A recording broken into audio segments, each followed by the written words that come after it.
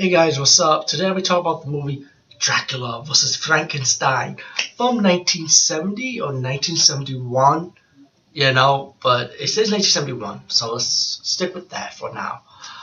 But I saw this movie long ago though, I think on a special edition DVD.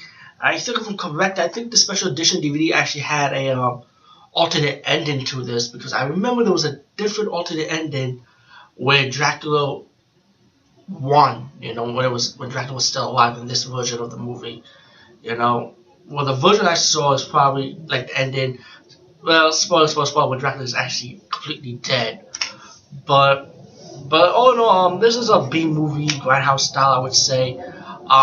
Definitely old school. I definitely love. I mean, when you watch these old movies, guys, you realize that independent horror movies is the way to go if you want old school shit. Especially in this era now, 2014 or so, 2000 and up, I would say, because old people like me kind of miss that stuff. And you know what, I can stick with the Hollywood budget effects of horror, but you know what, I really like stuff like this, with Tom Savini old school makeup style, But anyway, what I like about this movie is, this movie gets mixed around. It's either you love it or you hate it or you hate it even more. I like it only because I like how this movie want to do like Universal style. Even the soundtrack tries to be like Universal music style, which I enjoyed the soundtrack for this too, by the way.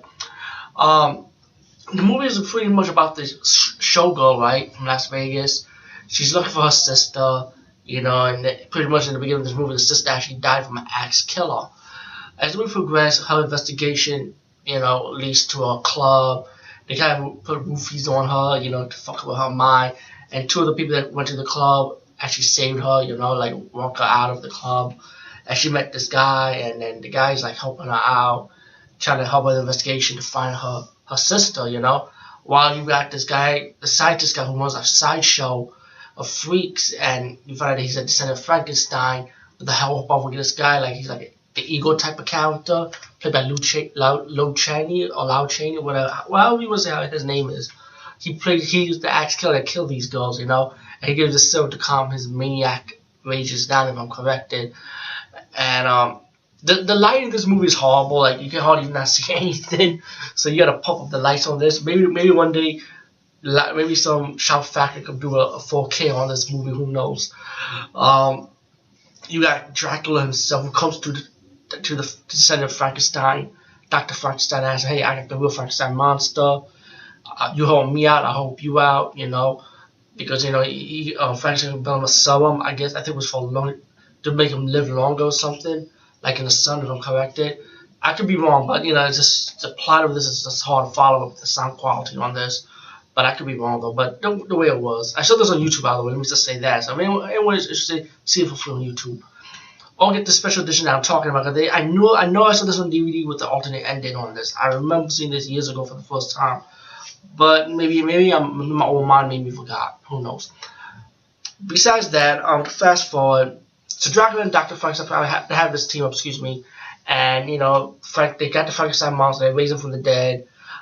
Dracula's gonna hope the doctor gets revenge on the scientist community that disrespected him. So he had Frankenstein kill one of the science members, while you got the maniac killer played by Lau Chaney, who's released to kill people. You got, like I said, you got to go around and find her sister, and then it led to the sideshow.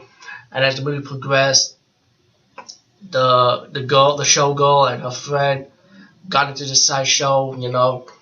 Have to battle Dr. Frankenstein and his minions, the Lau Chaney maniac killer type attitude, the midget. Of course, as the movie progressed. Then a battle Dracula and Frankenstein. Of course, the guy that saved the girl against Dracula from the first round, the guy died because Dracula used his ring of lighting, and then Dracula kidnaps the girl. He ready to bite the girl, but Frankenstein decided, Frankenstein had this attitude like he stopped Dracula from biting the girl. So that's when you finally get to see Frankenstein and Dracula go at it. They fought outside. Dracula defeated Frankenstein, ripping his head off, what it looked like from the lighting. And then Dracula was out of the woods too long. Now the sun's coming, and the sun kills Dracula. The girl actually escaped from the rope. As she walks out, she got Dracula's ring and just threw it down the ground, and she walks off.